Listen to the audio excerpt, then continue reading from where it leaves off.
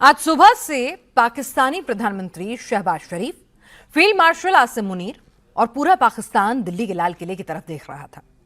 प्रधानमंत्री मोदी अब क्या करने वाले हैं, पाकिस्तान को इसमें बड़ी दिलचस्पी रहती है। पिछले 79 साल से यूं कहें कि जिन्ना के दौर से लेकर अब तक पाकिस्तानी नेता, पाकिस्तानी सेना यही साबित करने में लगी रहती है कि हिंदुस्तान से अलग होकर उन्होंने सही किया। लेकिन अब पाकिस्तान की यह हालत हो गई है कि पाकिस्तान के अंदर पाकिस्तानी झंडा उठाने वाला कोई नहीं रहता। पाकिस्तान में यही कहा जाता है, अगर हिंदुस्तान से अलग नहीं होते तो आज चैन से जी रहे होते। दो पीढ़ियां गुजर गईं, दो बार नक्शे बदल गए, 79 साल बीत गए, तख्ता पलट पर तख्ता पलट हो गया।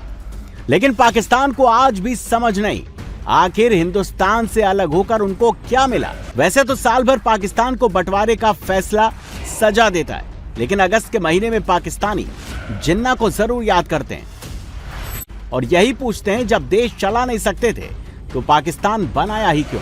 पाकिस्तान की ऐसी हालत हो गई है, जनता को अब पाकिस्तानी होने पर कोई गर्व नहीं होता, पाकिस्तान बनने की कोई खुशी नहीं होती।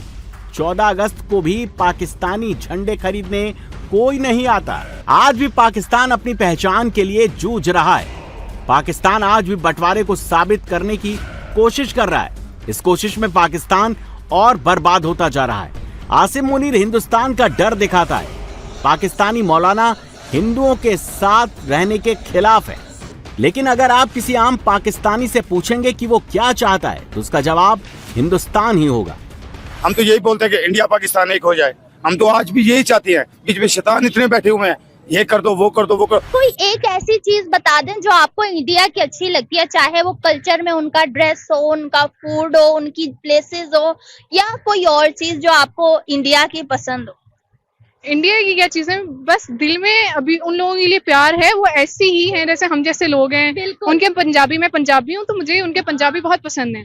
तो वो ऐसा लगता ही नहीं है कि कोई मतलब कल्चर अपने जैसे ही लोग हैं और उनसे वैसे ही दिल में मोहब्बत है, प्यार है उनके लिए।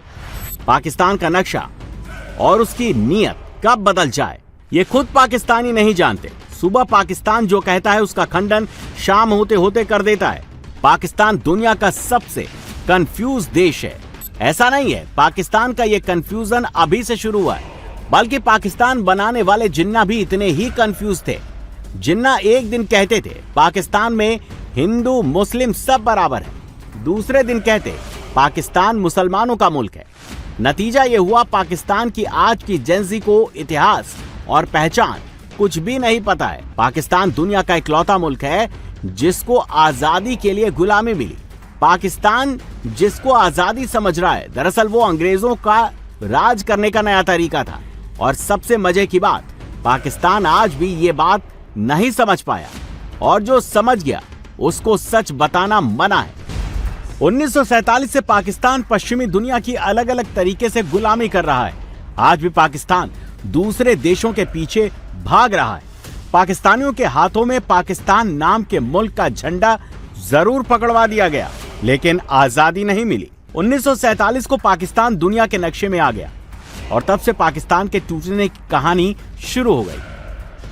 बांग्लादेश के बाद अब पीओके आजाद होने के लिए खून बहा रहा है। पाकिस्तानी सेना से आजादी मांग रहा है। पाकिस्तान जितना अपने दुख से दुखी है, उससे ज्यादा हिंदुस्तान की तरक्की देखकर परेशान है। पिछले 79 साल में पाकिस्तान अपनी बर्बादी और हिंदुस्तान की बढ़ती ताकत देख रहा है।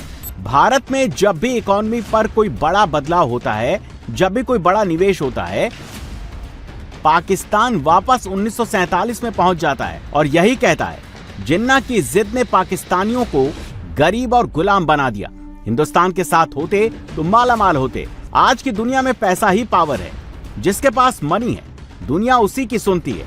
और इस दौर में पाकिस्तान एक नया रिकॉर्ड बना रहा है, दुनिया में सबसे ज्यादा उधार लेने का। पाकिस्तान का कर्जा $1 ट्रिलियन पार कर चुका है। पाकिस्तान एक देश नहीं, सजा है जो 22 करोड़ पाकिस्तानी भुगत रहे हैं, और इस सजा की वजह सिर्फ जिन्ना है।